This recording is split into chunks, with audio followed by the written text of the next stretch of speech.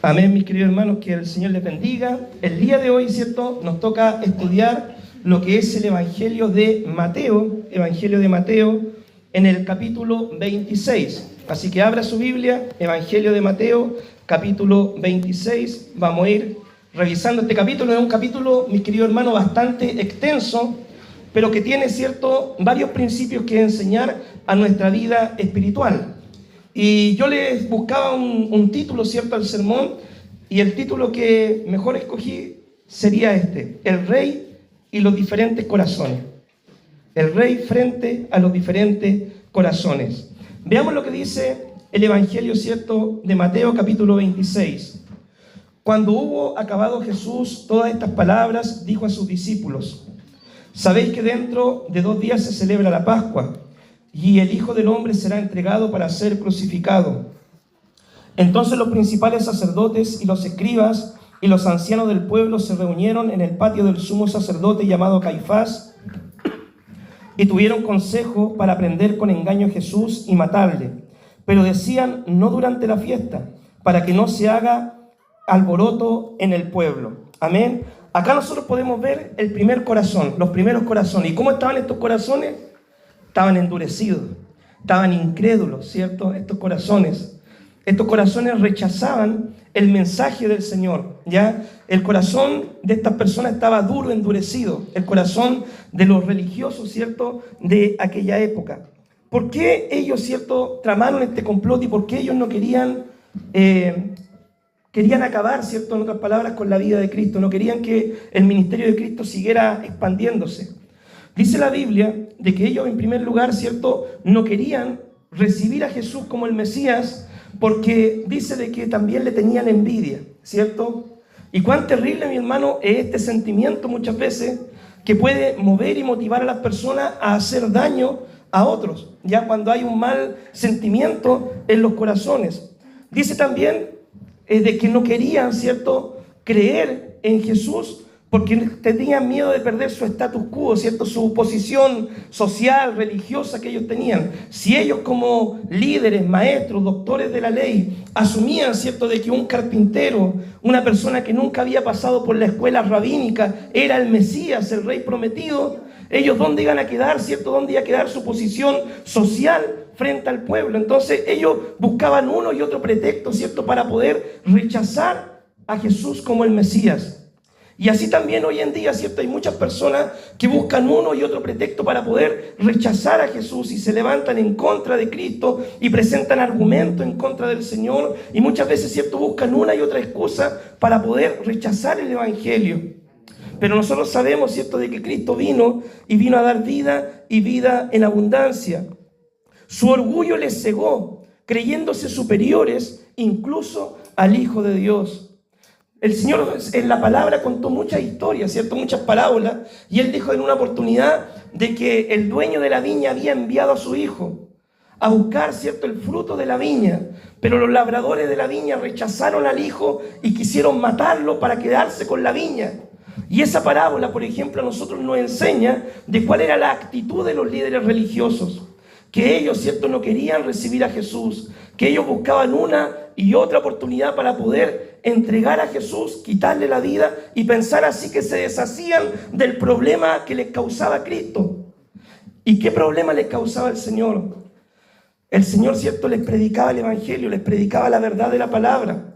Y esta verdad muchas veces les incomodaba a ellos, porque esta verdad tocaba las fibras más sensibles de sus corazones. El Señor los llamaba al arrepentimiento. El Señor les mostraba en lo que estaban mal. Pero ellos, ¿cierto?, no querían recibir el mensaje de la palabra de Dios. Entonces acá nosotros vemos los primeros corazones, los corazones endurecidos. Seguimos adelante. El versículo 6 dice: y estando Jesús en Betania, en casa de Simón el leproso, vino a él una mujer con un vaso de alabastro de perfume de gran precio y lo derramó sobre la cabeza de él, estando él sentado a la mesa. Y al ver esto, los discípulos se enojaron, diciendo: ¿para qué este desperdicio? Porque esto podía haberse vendido a gran precio y haberse dado a los pobres. Y entendiéndolo, Jesús les dijo: ¿por qué molestáis a esta mujer? Pues ha hecho conmigo una buena obra. Porque siempre tendréis pobres con vosotros, pero a mí no siempre me tendréis. porque al derramar este perfume sobre mi cuerpo, lo ha hecho a fin de prepararme para la sepultura. De cierto os digo que donde quiera que se predique este evangelio en todo el mundo, también se contará lo que ésta ha hecho para memoria de ella. Donde quiera que se predique el evangelio en todo el mundo, se contará lo que esta mujer ha hecho. Y hoy estamos predicando el evangelio en este lugar. Y acá nosotros podemos ver un corazón agradecido, un corazón adorador, un corazón que amaba al Señor profundamente. Un corazón, mi querido hermano, que no le importó romper el perfume, romper lo más caro, lo más valioso, con tal de honrar al Señor. A diferencia del corazón de Simón el leproso, que estaba indiferente. Jesús estaba en la casa de esta persona. Otros textos, otros evangelios dicen de que él era un fariseo, ¿cierto?, que tenía lepra, y el corazón de él estaba endurecido, estaba indiferente. Pero acá vemos un corazón de una mujer agradecido, un corazón que amaba al Señor, y dijo esta mujer en su corazón: ¿cómo puedo honrar yo al Señor? ¿Cómo puedo hacer algo, cierto, que honre a Cristo, que sea lo mejor para el Señor? Y dice de que compró un perfume, el más caro de la época, un perfume que costaba muchos días de trabajo. Quizá uno se ha preguntado: ¿y qué le puedo dar yo al Señor? ¿Qué puedo ofrendar yo al Señor si Dios todo lo tiene y Dios todo lo puede, ¿cierto? Quizá era la pregunta que tenía esta mujer, y esta mujer decidió honrarlo de esa forma. Compró ese perfume, fue donde Cristo rompió el perfume, lo derramó sobre su cabeza. Pero ¿cuál fue la actitud de los discípulos? Bueno, y el otro evangelio dice la actitud de Judas en realidad, que la mujer al derramar el perfume, al sentirse el aroma del perfume, al darse cuenta de la calidad del perfume, dicen los discípulos, pero en realidad era Judas, dijo: bueno, este perfume pudo haberse vendido y dado a los pobres el dinero. Pero no era porque Judas estaba interesado de ayudar a los pobres. No era porque la motivación de él era que el perfume se vendiera para hacer acción social. La motivación que tenía Judas era que el perfume se vendiera, el dinero cayera a la bolsa, y como él era el tesorero, dice la palabra de que él podía sustraer de ese dinero, porque la Biblia lo describe a Judas como una persona ladrona, una persona incrédula, ladrona, a pesar de haber visto los milagros, las sanidades, de haber sido instruido por el Señor personalmente. Pero Judas, cierto, tenía esa actitud. Entonces acá nosotros podemos ver un corazón incrédulo también. El corazón avaricioso de Judas, el corazón que no entendía el evangelio. Y esa es muchas veces la actitud que nosotros vemos en las personas del mundo. Cuando las personas del mundo le dicen a usted: ¿y para qué vas a perder tiempo a la iglesia? ¿Y para qué gastas tu tiempo orando? ¿Y para qué sacas con leer tanto la Biblia? Porque las personas, cuando no tienen una idea clara de quién es Jesús, para ellos invertir en el reino de Dios es una pérdida, no hay una ganancia. Para ellos, cierto, es que esta mujer derramar ese perfume, ofrendar a lo mejor para el Señor, era un gasto innecesario. Pero para Jesús esto tuvo un gran valor, y dijo: donde quiera que se predique el evangelio, se contará lo que esta mujer ha hecho, ¿cierto?, en memoria de ella. La ofrenda que hizo esta mujer del perfume fue una ofrenda que agradó al Señor. Uno se puede preguntar: ¿y Dios, mi hermano, se fija en las ofrendas que nosotros damos? Y la Biblia dice que sí. Desde el Génesis mismo nosotros encontramos de que Caín y Abel fueron a ofrecer al Señor, ¿cierto?, un sacrificio. Caín tomó, como siempre les digo yo, 2 lechugas, y Abel preparó lo mejor, el primogénito. Y dice la Biblia que Dios miró con agrado la ofrenda, ¿cierto?, de Abel. También encontramos, ¿cierto?, que en el libro de la ley, cuando se ofrecían los sacrificios al Señor, los animales que se llevaban tenían que ser sin defecto, perfectos, limpios, puros, que tenían que cumplir ciertas reglas, ¿cierto?, para poder ser ofrecido al Señor sin defecto. Y esos sacrificios el Señor se agradaba de ellos. En otra oportunidad vemos de que el Señor, estando en el templo, miraba cómo la gente ofrendaba de lo que les sobraba. Pero también vio una viuda pobre que echó 2 blancas, todo el sustento que tenía, y Dios miró con agrado esa ofrenda. Mi querido hermano, Dios se fija cuando nosotros ofrendamos para Él. Esto no es evangelio de la prosperidad ni nada, ¿ya? Ni tampoco es una motivación para que usted dé ahora la mejor ofrenda, ¿cierto? Pero lo que sí le quiero decir es que Dios se fija en nuestro corazón adorador. Y el honrar al Señor, ¿cierto?, con lo mejor, es parte de la adoración también cristiana, de tener un corazón adorador. Veamos ahora el versículo 14. Entonces uno de los 12, que se llamaba Judas Iscariote, fue a los principales sacerdotes y les dijo: ¿qué me queréis dar? Y yo os lo entregaré. Y ellos le asignaron 30 piezas de plata, y desde entonces buscaba la oportunidad para poder entregarle. Judas, mi querido hermano, tuvo el privilegio de ser escogido como un apóstol. Judas tuvo el privilegio de ser llamado y pertenecer al grupo de los 12, de ver los milagros de primera mano, oír la enseñanza de Cristo de primera mano, ver al Maestro hacer sanidades extraordinarias que ningún otro hombre en el mundo ha hecho. Judas tuvo el privilegio de ser comisionado para realizar los mismos milagros y llevar el mismo mensaje del Evangelio a otras personas. Pero Judas, mi querido hermano, estando con el Señor, nunca se había convertido. Y acá nosotros podemos ver un tipo de corazón. Los corazones que están dentro de la iglesia, o que están dentro de un templo, o que están, ¿cierto?, en una aparente relación personal con Dios, pero nunca logran entender el Evangelio.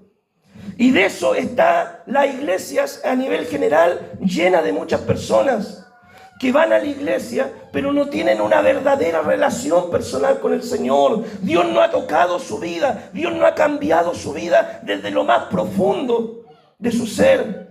Muchas veces viven una religiosidad, muchas veces como Judas, ¿cierto?, están ahí con el Señor, pero también hacen sus fechorías, por así decirlo, en forma oculta. Muchas veces oyen la palabra del Señor, pero sus vidas no cambian. Muchas veces ven la gloria de Dios cuando Dios sana a alguien, Dios transforma a alguien, pero sus vidas no son afectadas, están, pero no pertenecen.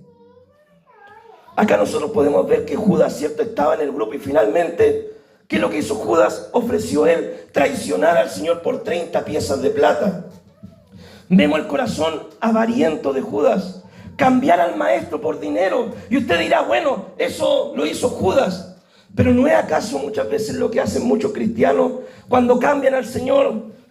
Perdón que me ponga duro, por un partido de fútbol, por una novela, por algún evento. Y dejamos de buscar al Señor porque damos prioridad a otras cosas secundarias en vez de dar prioridad al reino de los cielos. No es lo que muchas veces nosotros hacemos, ¿cierto? Cuando priorizamos las cosas del mundo en vez de priorizar al Señor. Priorizamos tener un trabajo que nos aparta de la iglesia con tal de tener más dinero, en vez de tener un trabajo que nos acerca más al ministerio y servir al Señor. Mi querido hermano, muchas veces nosotros podemos cuestionar la actitud de estos personajes, pero en cierta manera todos tenemos algo parecido de estos corazones. Todos tenemos algo parecido de esos corazones duros, de esos corazones adoradores, de esos corazones que luchan, ¿cierto?, con diferentes pecados. Así que, mi querido hermano, nosotros debemos, ¿cierto?, tener el corazón adorador. Primer corazón que debemos tener. Veamos ahora el versículo 17. El día principal de la fiesta de los panes sin levadura, vinieron los discípulos a Jesús diciéndole: ¿dónde quieres que preparemos para que coman la Pascua? Él les dijo: id a la ciudad a cierto hombre y decirle: el maestro dice, mi tiempo está cerca, en tu casa celebraré la Pascua con mis discípulos. Y los discípulos hicieron como Jesús les mandó y prepararon la Pascua. Cuando llegó la noche, se sentó a la mesa con los 12 y mientras comían, dijo: de cierto os digo que uno de vosotros me va a entregar. Y entristecido en gran manera comenzó cada uno de ellos a decirle: soy yo, Señor. Entonces él respondiendo dijo: el que mete la mano conmigo en el plato, ese me va a entregar. A la verdad el Hijo del Hombre va según está escrito de él. Mas ay de aquel hombre por quien el Hijo del Hombre es entregado. Bueno le fuera a ese hombre no haber nacido. Entonces respondiendo Judas, el que le entregaba, dijo: soy yo, maestro. Jesús le dijo: tú lo has dicho.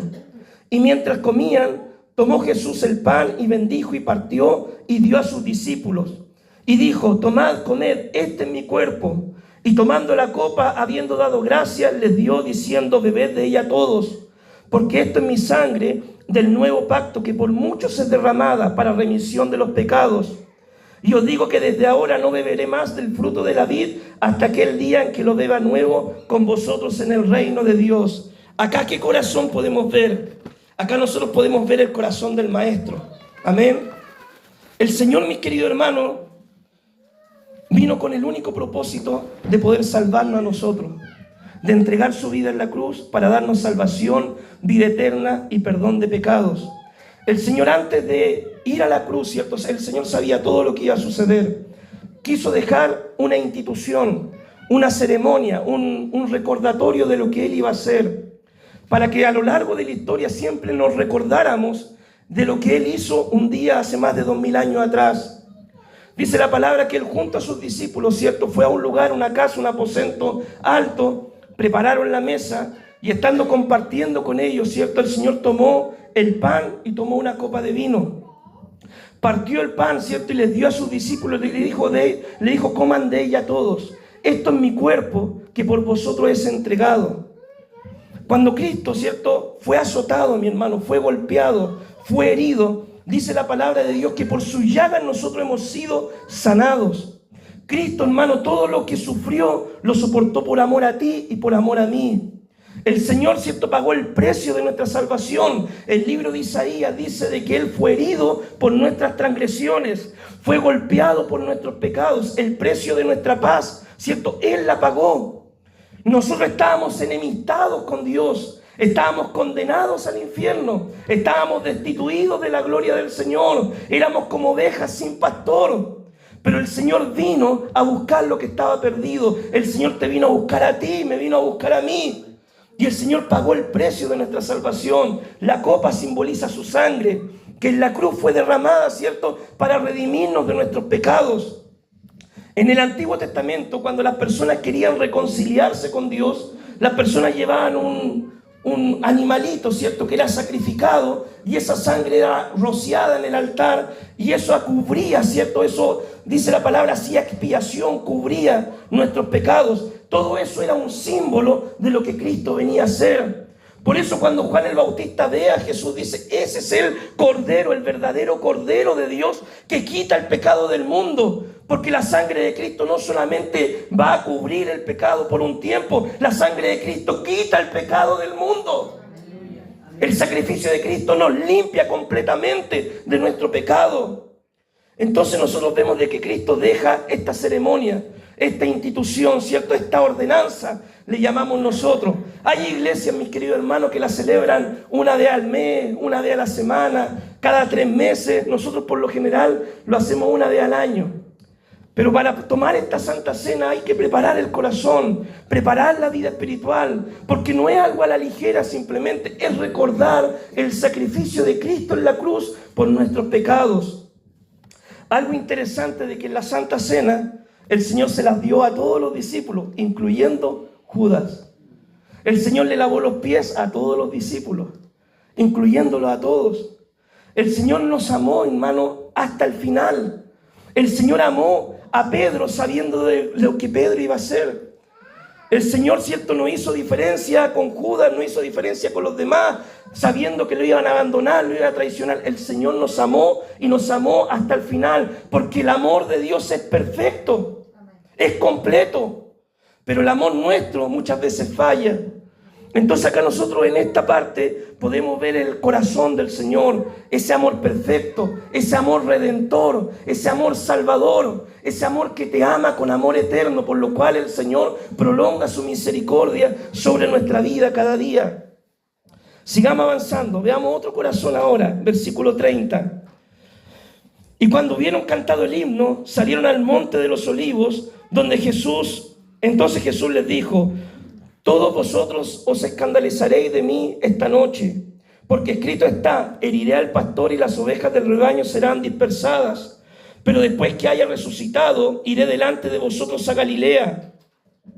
Respondiendo Pedro le dijo: aunque todos se escandalicen de ti, yo nunca me escandalizaré. Jesús le dijo: de cierto te digo que esta noche, antes que el gallo cante, me negarás 3 veces. Pedro le dijo: aunque me sea necesario morir contigo, no te negaré. Y todos los discípulos dijeron lo mismo. Acá nosotros podemos ver un corazón más. Un corazón, mi querido hermano, que amaba sinceramente al Señor. Que lo amaba, ¿cierto?, de forma real y verdadera. No un corazón como el de Judas, que estaba interesado, ¿cierto?, en los panes y los peces. No tenía el corazón endurecido. Era un corazón dispuesto para el Señor, que amaba al Señor de forma profunda, real y verdadera.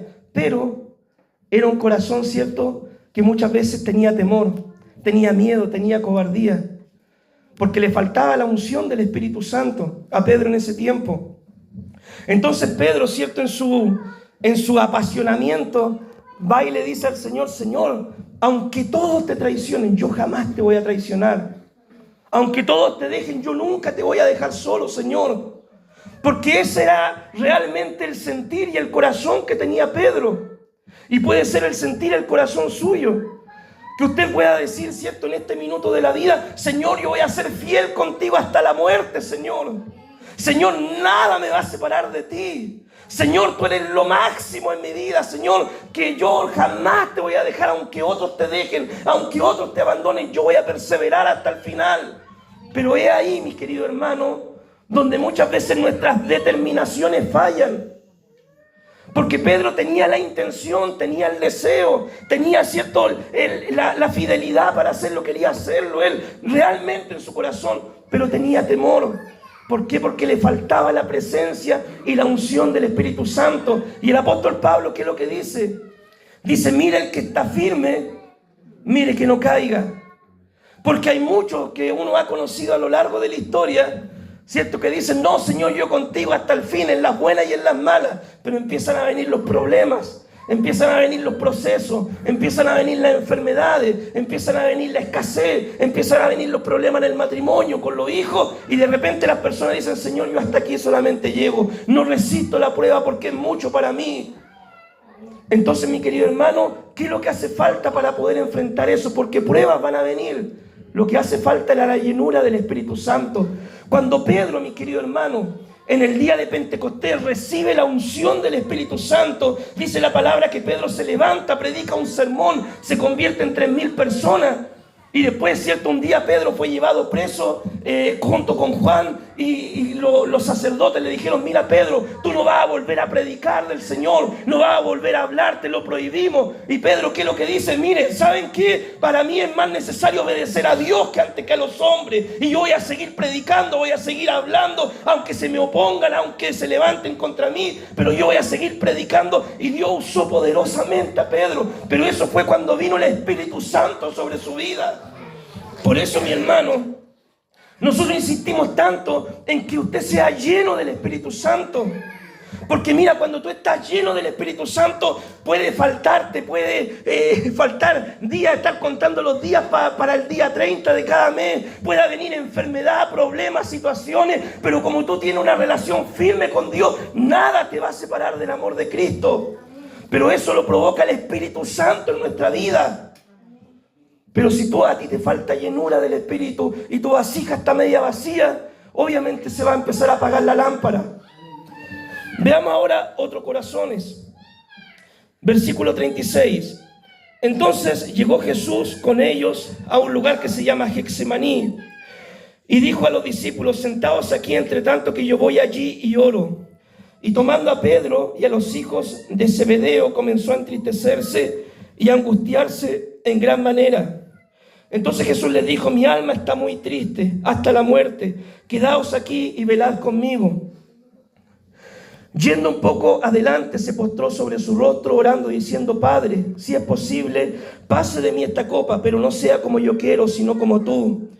Vino luego a sus discípulos y lo halló durmiendo, y dijo a Pedro: así que no has podido velar conmigo una hora, velad y orad, para que no entréis en tentación. El espíritu a la verdad está dispuesto, pero la carne es débil. Otra vez fue y oró por segunda vez, diciendo: Padre mío, si no puedes pasar de mí esta copa sin que yo la beba, hágase tu voluntad. Vino otra vez y los halló durmiendo, porque los ojos de ellos estaban cargados de sueño. Y dejándoles se fue de nuevo y oró por tercera vez, diciendo las mismas palabras. Entonces vino a sus discípulos y les dijo: dormid ya y descansad. He aquí ha llegado la hora. El Hijo del Hombre es entregado en manos de pecadores. Levantaos, ved, se acerca el que me entrega. Acá nosotros vemos otro tipo de corazones, los corazones de los discípulos. Jesús, mi querido hermano, le había dicho: mira, me van a arrestar, Este es el minuto de la prueba, este es el minuto decisivo. Van a venir por mí, todos me van a dejar solo. El Señor le había advertido lo que iba a pasar. Pero ¿qué tenían que hacer los discípulos? Orar. Tenían que prepararse para poder enfrentar la prueba. Entonces el Señor dice que toma a Pedro, Jacobo y Juan y le dice: acompáñenme a orar. Y fue a orar, ¿cierto?, al monte de Getsemaní, ¿cierto?, al huerto. Y estando orando el Señor, después fue a ver a los discípulos. ¿Y qué es lo que estaban haciendo ellos? Estaban durmiendo. Estaban cansados, quizás físicamente, habían caminado mucho. De los quehaceres del día estaban cansados y habían dejado de orar. Después el Señor fue a orar de nuevo y los pilló durmiendo. Estaban tristes, dice la palabra también, a causa de las palabras que el Señor le había dicho de que Él iba a ser traicionado y lo iban a entregar, ¿cierto?, para ser arrestado e iba a ir a la cruz. El Señor volvió a ir a orar y después, ¿cierto?, le dijo: ¿saben qué? Levántense, ya vienen por mí. Mis queridos hermanos, nosotros vamos a enfrentar pruebas en la vida cristiana. Vamos a enfrentar problemas, situaciones difíciles. Pero ¿cómo debemos enfrentar nosotros las pruebas? Con oración, con clamor, estando en la presencia del Señor. Dice la Biblia que la carne es débil, pero el Espíritu quiere. ¿Y a cuántos de nosotros, mis queridos hermanos, no deseamos o no anhelamos y decimos: yo ahora sí que me voy a leer la Biblia completa este año? O ahora sí que yo voy a orar todos los días, ¿cierto?, más tiempo en oración. O ahora sí, ¿cierto?, que yo voy a dedicarme a evangelizar más este año. O este año sí que me voy a comprometer con Dios para servir. Y muchas veces tenemos esas resoluciones o tomamos ciertas esas decisiones, pero nos olvidamos del factor que nuestra carne es débil. Y la única forma de vencer la carne es llenándonos de la presencia de Dios. Es, hermano querido, teniendo disciplina para poder buscar la presencia de Dios. Tengas ganas o no tengas ganas, estés cansado o no estés cansado, estés triste o no estés triste. La única forma de enfrentar las pruebas es teniendo disciplina espiritual. Por eso la oración, el ayuno, la lectura de la Biblia se conocen como disciplinas espirituales. Porque los atletas, mi hermano, ¿tú crees que ellos se levantan todos los días de correr 5 kilómetros, 10 kilómetros, de estar comiendo solamente fruta y verdura por tanto tiempo, levantarse a las 5 de la mañana para hacer ejercicio? Obviamente que en la carne ellos no van a sentir eso. Pero ellos tienen una disciplina en su ejercicio físico. Y es la misma disciplina que Dios quiere que nosotros desarrollemos para enfrentar las pruebas. Porque pruebas te van a venir. Y eso es profético, hermano. Pruebas te van a venir hasta el último día de tu vida. Algunas veces las personas dicen: bueno, yo me convertí al Señor y yo pensaba que no iba a tener más problemas. No, mi hermano. Dice la Biblia que Dios a sus hijos los prueba como el oro en el crisol. ¿Por qué? Mi querido hermano, si usted echa un leño al fuego, ¿qué pasa con el leño? Se quema, ¿cierto? Pero si usted, el oro que usted saca de la mina, lo pone en el fuego, ¿qué pasa con el oro? Se purifica. Entonces la pregunta es: ¿qué queremos ser nosotros? ¿Madera seca que le sirve para el fuego, para la leña nomás? ¿Cierto? ¿Leña para el fuego?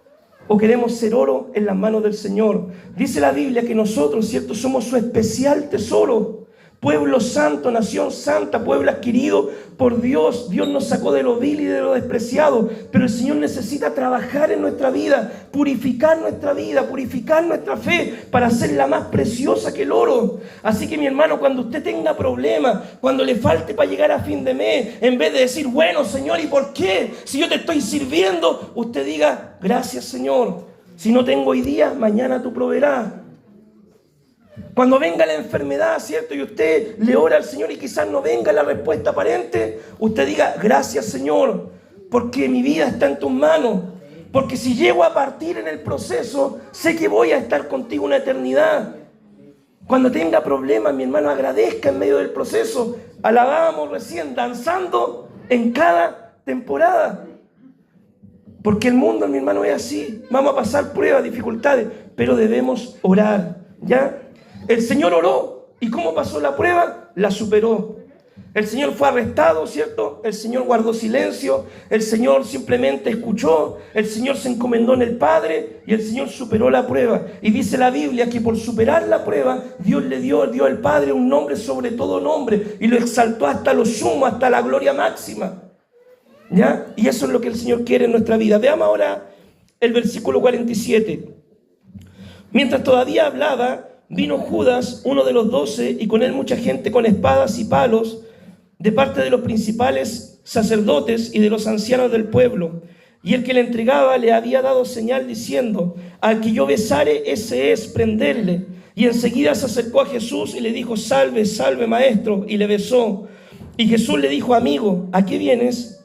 Entonces se acercaron y echaron mano a Jesús y le prendieron. Pero uno de los que estaba con Jesús, extendiendo la mano, sacó su espada e hiriendo al siervo del sumo sacerdote le quitó la oreja. Entonces Jesús le dijo: vuelve tu espada a su lugar, porque todos los que tomen espada, a espada perecerán. ¿Piensas que no puedo ahora orar a mi Padre y que Él no me daría más de 12 legiones de ángeles? Pero ¿cómo entonces se cumpliría la Escritura que es necesario que así se haga? En aquella hora dijo Jesús a la gente: como contra un ladrón habéis salido con espadas y con palos para prenderme. Cada día me sentaba con vosotros enseñando en el templo y no me prendisteis. Mas esto sucede para que se cumplan las escrituras de los profetas. Entonces los discípulos, dejándole, huyeron. Acá, ¿qué es lo que podemos ver nosotros, mis queridos hermanos? Judas, ¿cierto?, que era un amigo del Señor, era parte del grupo de los 12, que era un amigo íntimo del Señor, porque uno no a cualquiera le da en un grupo el cargo de tesorero, ¿cierto? Y Judas era el tesorero, ¿cierto?, del grupo, tenía un cargo de confianza. Tenía un cargo, ¿cierto?, una amistad con el Señor había depositado confianza en él. Pero mi querido hermano, el corazón de Judas era un corazón insaciable. Él quería más. No se conformaba, ¿cierto?, con ser parte de los 12. No se conformaba con ser un apóstol. No se conformaba con tener un ministerio. Él quería más. Y él tenía una ambición por el dinero. Y acá nosotros podemos ver el corazón avaricioso. Y dice la Biblia, mi querido hermano, que el amor al dinero, ¿qué es lo que es? La raíz de todos los males. Por amor al dinero, mis queridos hermanos, hay muchos ministros del Evangelio que han dejado de predicar la palabra como corresponde. Por amor al dinero, hay familias, mi hermano, que cuando mueren los padres se pelean la herencia y los hermanos se dejan de hablar para siempre.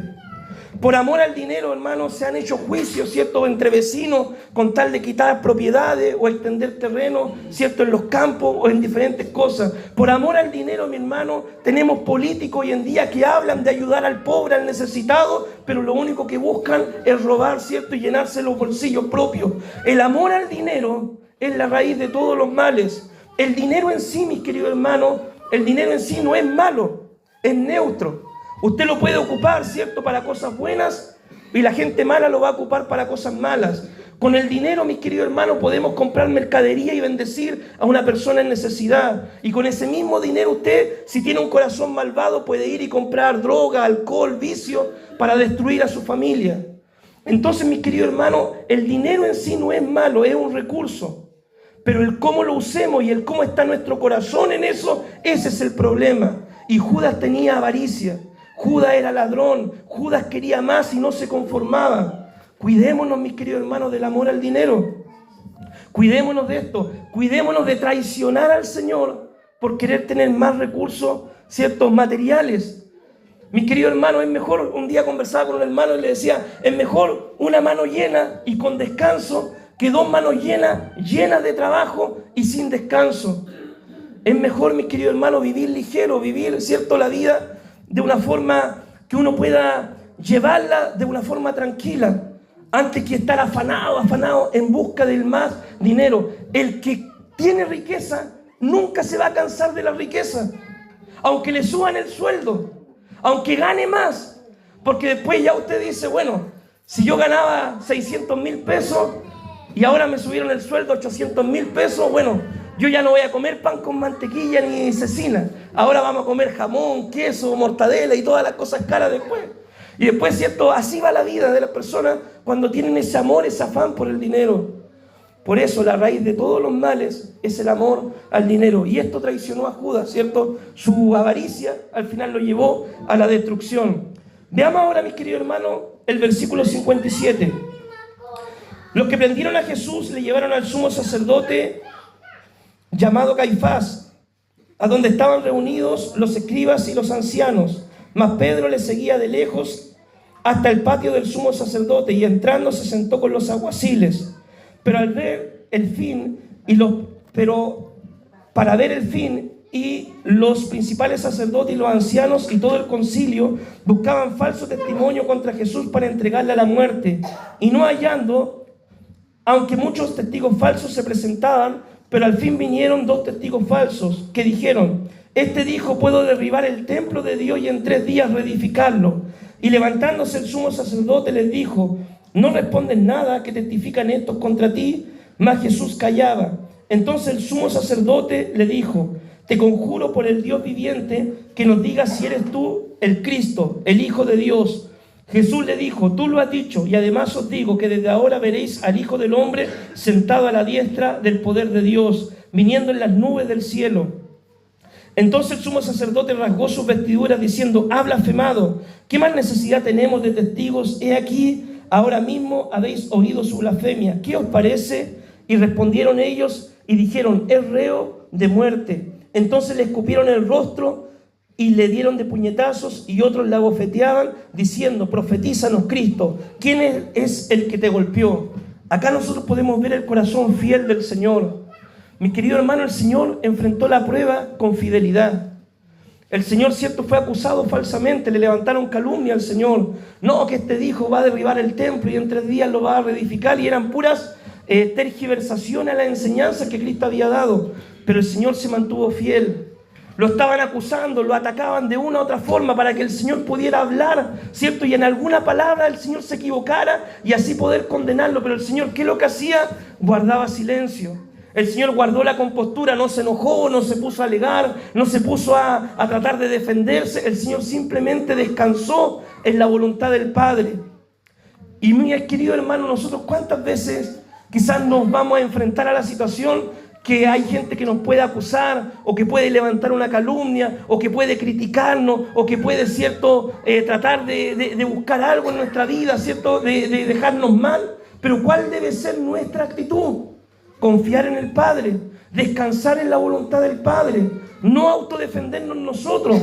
Dice la Biblia de que ¿quién es quien pelea por nosotros? Es el Señor. Si alguien te critica, si alguien habla mal de ti, si alguien te cuestiona, si alguien no sé, te tiene mala, ¿cierto? Si alguien quiere ser tu enemigo, no sé, deja que Dios pelee por ti, que Dios pelee tus batallas. No te defiendas, no te autodefiendas, porque cuando empiezas a defenderte tú, entonces Dios dice: bueno, tú puedes pelear solo, te dejo a ti que pelees. Deja que Dios pelee tus batallas.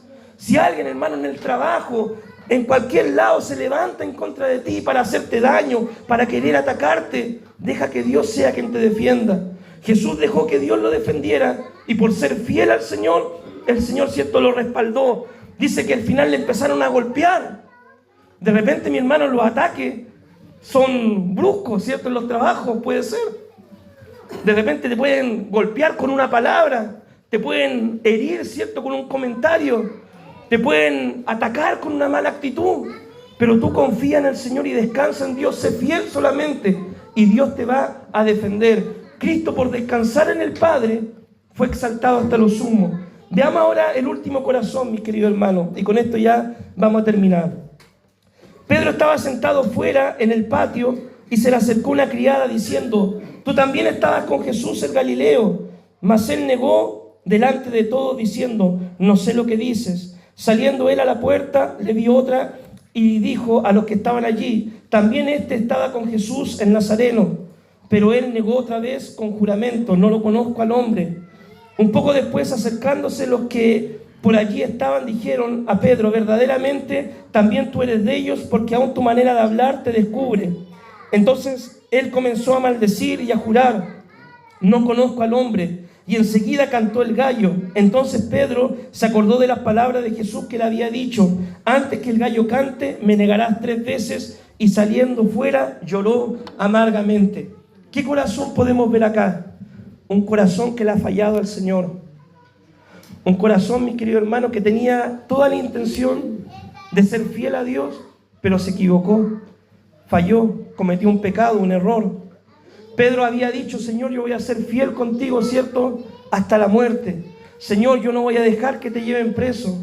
Señor, todos te van a abandonar, pero yo no te voy a abandonar. Pero todo lo que Pedro había dicho, ¿cierto? En un momento se lo llevó el viento. Cuando vino la prueba, él no supo enfrentarla, traicionó al Señor en cierta manera, dejándolo solo, huyendo. Después como que quería acercarse al Señor, pero lo miraba de lejos. Y cuando ya vio que el Señor estaba siendo condenado, dice de que él lloraba amargamente. ¿Por qué? Porque él reconoció que se había equivocado. Reconoció que le había fallado a su maestro. Reconoció, ¿cierto?, que lo que había dicho, sus palabras se le habían llevado el viento.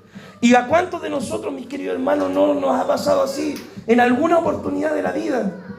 Que quizás hemos equivocado, que quizás hemos pecado delante del Señor, que quizás, ¿cierto?, un día dijimos, ¿cierto?, estoy firme y no voy a caer, pero pasó el tiempo, la prueba, la dificultad, y nuestra vida espiritual se fue enfriando, se fue entibiando.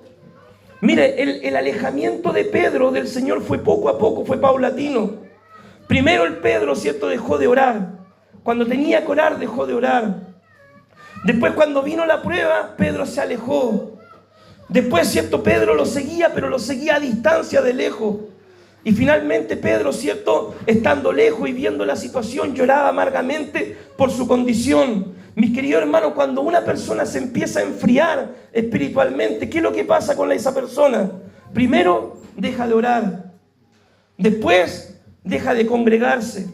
Después vienen las pruebas, ¿cierto?, y empieza a caer en pecado. Después, ¿cierto?, mira a la iglesia, pero la mira de lejos, porque no se siente digno de acercarse a la iglesia. Y después finalmente queda en una situación donde llora amargamente y donde está llorando sola, porque sabe que le ha fallado al Señor, tiene vergüenza después de venir a la iglesia, después dice, ¿y cómo me van a recibir? ¿Y con qué cara voy a ir? Si saben que yo he pecado, si yo caí en esto, si hice esto otra cosa mala, si saben mis hermanos que yo le fallé al Señor, ¿con qué cara me voy a presentar después delante del Señor? Pero mis queridos hermanos, y acá podemos ver otro corazón más, el corazón restaurador del Señor. Porque Pedro, a pesar de haber caído, dice la palabra, ¿cierto?, después en el Evangelio de Juan, de que el Señor un día se aparece después de la resurrección. Quizás Pedro todavía estaba triste, Pedro quizás todavía estaba desanimado, decaído, pero dice que un día el Señor se aparece y conversa con Pedro y le dice, Pedro, ¿tú me amas realmente? Y Pedro, ¿cierto?, le dice, sí, Señor, tú sabes que yo te amo. Y el Señor le da una encomienda, le dice, apacienta mi oveja. Después el Señor le dijo, él va a decir, Pedro, pero tú realmente me amas. Sí, Señor, tú sabes que yo te amo. Pastorea mis corderos. Y pasa un rato y el Señor le vuelve a decir a Pedro, Pedro, realmente, pero tú estás seguro que me amas. Y Pedro dijo, sí, Señor, yo te amo. Pastorea mis corderos, le dijo el Señor. Y acá nosotros vemos la restauración del Señor, porque Dios, mis queridos hermanos, es Dios de segunda, de tercera, de cuarta oportunidades. Porque dice la Biblia, si el justo 7 veces se cayere, 7 veces el Señor lo levantará. El deseo de Dios no es que las personas queden tiradas en el camino y se pierdan. El deseo del Señor es restaurar la vida de las personas y que sigan adelante perseverando.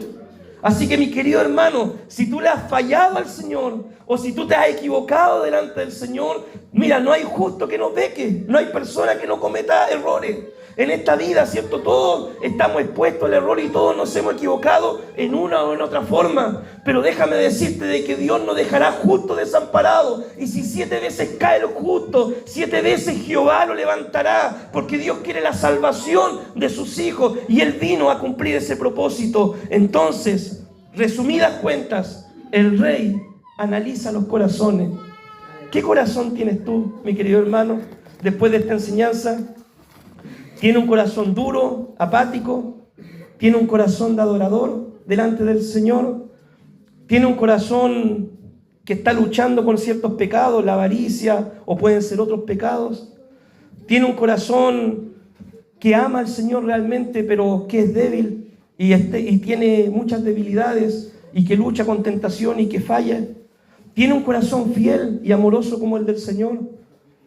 ¿Tiene un corazón, cierto, restaurador como el del Padre? ¿Cuál es tu corazón, mi querido hermano? Esa es la pregunta que debemos hacernos.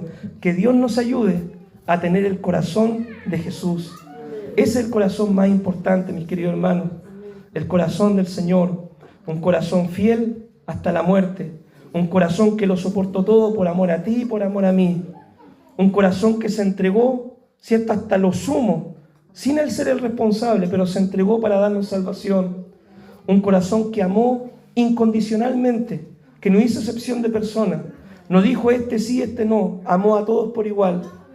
Un corazón, mi querido hermano, que lo único que buscó en su vida fue glorificar el nombre del Padre. Ese es el corazón que nosotros debemos tener. Amén. Oramos al Señor. Padre, te damos gracias, Dios, por esta enseñanza. Amado Dios, amado Padre, el día de hoy tú, Señor, nos has mostrado diferentes imágenes, Señor, amado Dios, de los diferentes corazones que la palabra presenta, Señor, frente a este relato del Evangelio de Mateo, Señor. Amado Dios, tú conoces nuestro corazón, Señor. Amado Dios, y te pedimos que tú lo limpies, Señor, lo purifiques, Señor. Amado Dios, porque reconocemos, Señor, que te amamos, Dios mío. Realmente te amamos, Señor. Pero tú conoces también nuestras debilidades, Señor. Nuestras luchas, Señor. Tú conoces también, Dios mío, Señor, nuestros pensamientos, Señor. Amado Dios, y te pedimos que tú purifiques nuestro corazón, Señor, como dice la palabra en el profeta Ezequiel. Saca nuestro corazón duro de piedra, Señor, y coloca un corazón sensible, Señor, un corazón conforme al tuyo en nuestra vida, Señor. Amado Dios, dice la Escritura, Señor, de que David era un hombre conforme a tu corazón. Ayúdanos, Señor, a ser hijos tuyos también conforme al corazón tuyo. Que podamos imitar tu ejemplo, Jesús. Que podamos amar de forma incondicional. Que podamos obedecerte y que ese sea nuestro deleite. Que podamos restaurar, Señor, a aquel que ha caído, Señor. Que podamos amar de forma incondicional a todo el mundo, Señor. Amado Dios, que todos lo soportemos por amor a ti, Señor. Aún las pruebas, los problemas, la enfermedad. Y ayúdanos a ser fiel, Dios mío, hasta el último día de nuestra vida. Amado Dios, porque en nuestra obediencia, dice tu palabra, está nuestra ganancia. Padre, bendice este tiempo de enseñanza en el nombre de Jesús. Amén y amén. Que Dios les bendiga, mis queridos hermanos. Esta es la enseñanza del día de hoy.